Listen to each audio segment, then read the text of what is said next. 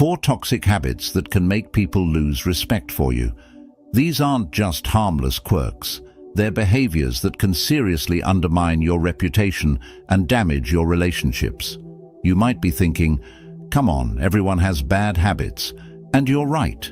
But the habits we're discussing today are particularly harmful because they strike at the core of how we interact with others.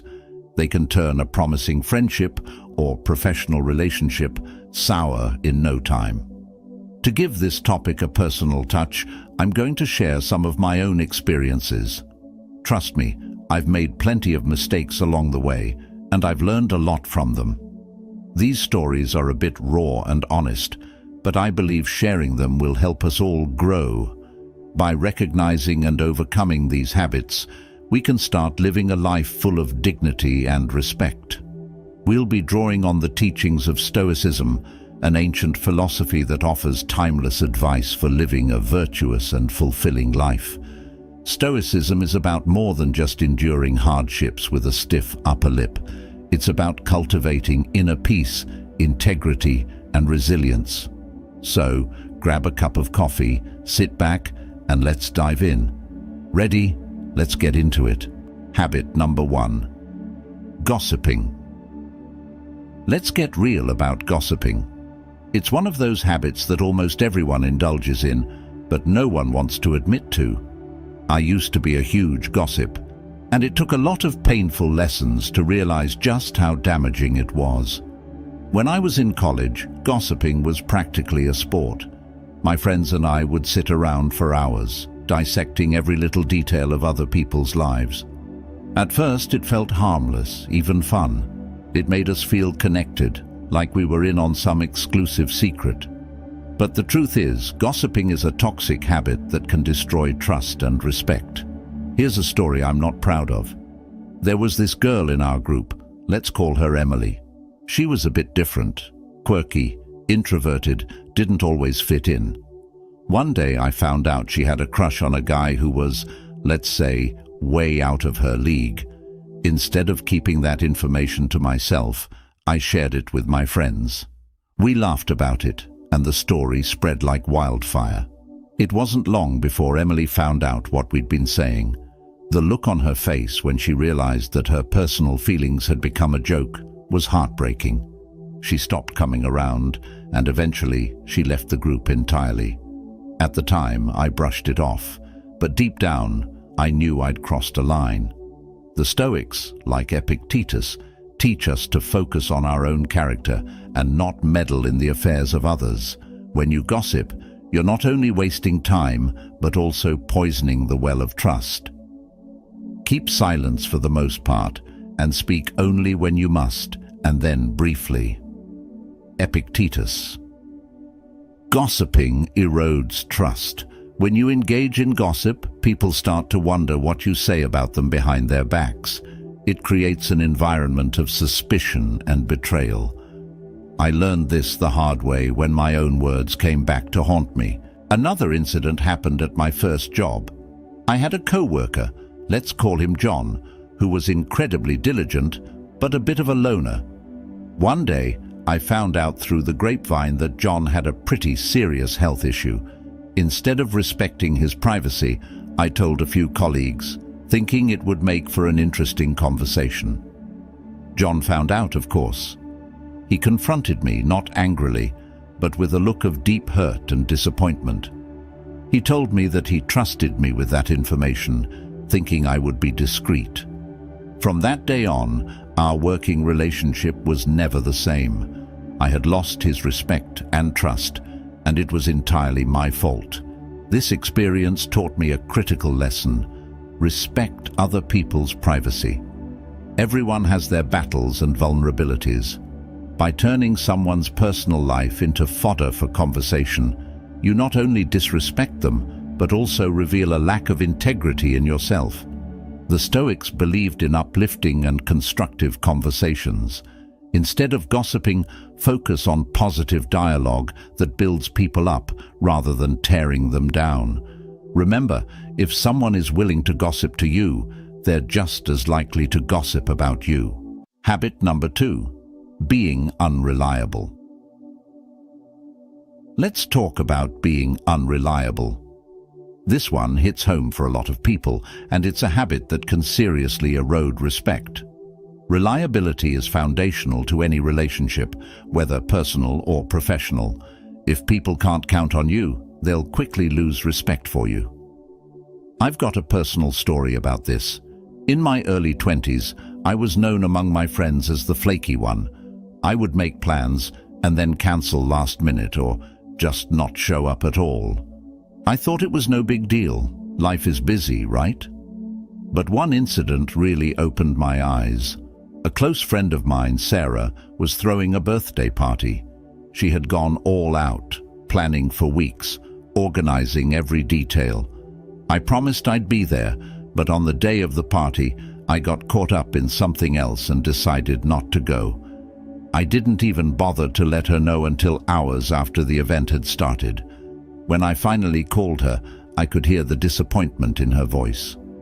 She didn't say much, but I knew I'd let her down. Our friendship was never quite the same after that. She stopped inviting me to things, and we drifted apart. Being unreliable tells people that your word means nothing. If you say you'll do something, do it. If you promise to be somewhere, be there. It's about showing that you respect other people's time and effort. Another example is from my professional life. Early in my career, I had a habit of overcommitting and under-delivering. I'd agree to take on projects and then miss deadlines, often without warning. I thought my charm and excuses would smooth things over. But my boss wasn't amused. During a performance review, she laid it out bluntly. "Your work is good when you do it, but your lack of reliability is a problem. People don't know if they can count on you." It was a harsh wake-up call. Reliability isn't just about showing up, it's about consistency and integrity.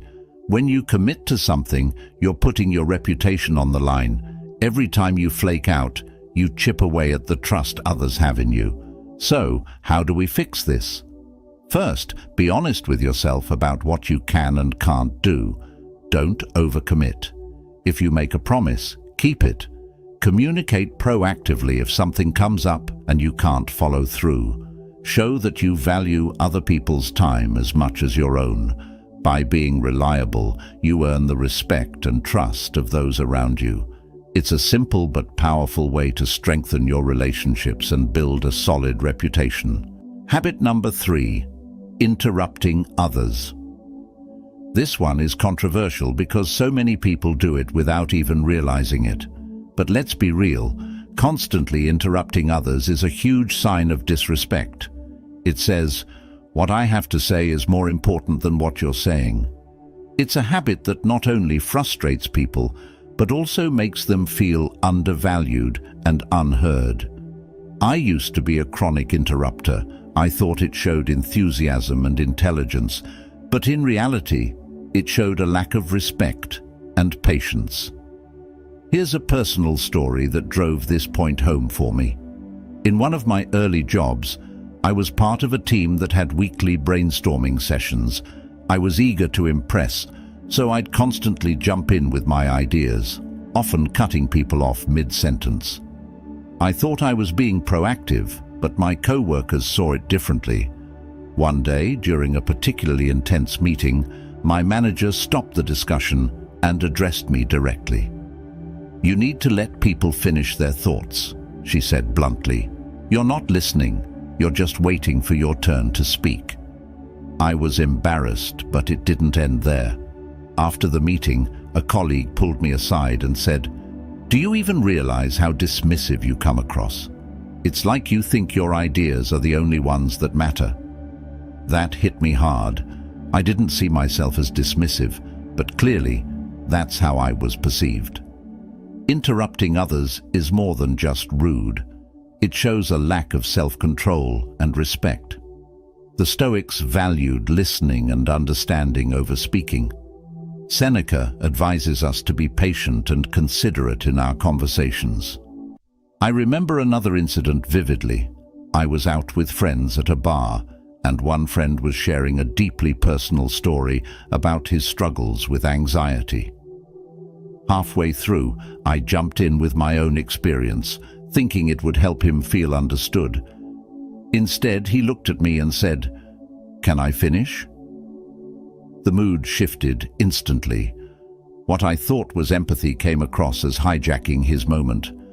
That night I realized something crucial. Listening is more than just hearing words. It's about being present and allowing others to express themselves fully. By interrupting, I was undermining that process, making it about me rather than them. To break this habit, practice active listening. When someone is speaking, really listen. Don't just wait for your turn to talk. Give them the space to express their thoughts completely before you respond. It's a simple but powerful way to show respect and build stronger connections. Remember, interrupting signals that you think your words are more important than theirs. It's about valuing others' contributions and fostering an environment of mutual respect. The next time you're in a conversation, challenge yourself to truly listen. You might be surprised at how much more you learn and how much more respect you earn. Habit number 4, complaining. Complaining is a habit that's not only annoying, but also deeply corrosive. It's one thing to vent occasionally, but constant complaining can turn you into a negative force that people want to avoid. This habit can drain your energy and the energy of those around you, leading to lost respect and damaged relationships. I used to be a chronic complainer. I thought it was a way to bond with people, to find common ground over shared grievances. But it didn't take long for me to realize how destructive this habit was. Let me share a personal story. A few years ago, I worked at a job that I found incredibly frustrating. The workload was heavy, the management was disorganized, and I felt undervalued. Instead of looking for solutions or ways to improve the situation, I complained, constantly, to anyone who would listen. My co-workers, my friends, even my family, they all heard about my endless grievances. At first, people were sympathetic. They'd nod and agree, offering their own complaints as a form of solidarity. But as time went on, I noticed a shift. People started avoiding me, conversations grew shorter, and I wasn't invited to after-work hangouts as often. The final straw came when a close friend told me, "I love you, but you're becoming really negative. It's exhausting to be around you." The Stoics believed in focusing on what we can control and accepting what we cannot. Complaining constantly keeps you fixated on the negative, which not only affects your mindset, but also how others perceive you. It's a sign that you're more focused on problems than solutions, which is not an attractive quality. Another experience that drove this home was during a group project in college. One of my teammates, let's call him Mike, was a relentless complainer.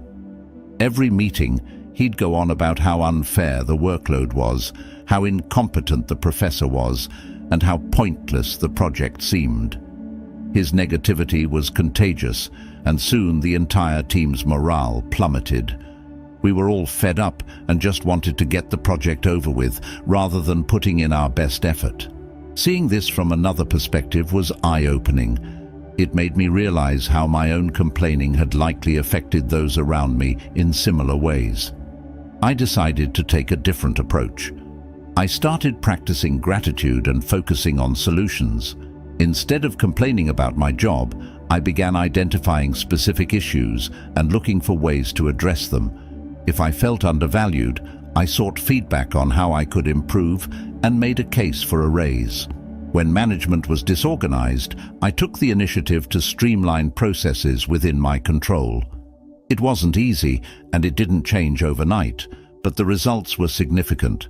People noticed my shift in attitude, my relationships improved, and I started earning back the respect I'd lost. I became someone people wanted to work with and be around, rather than someone they avoided.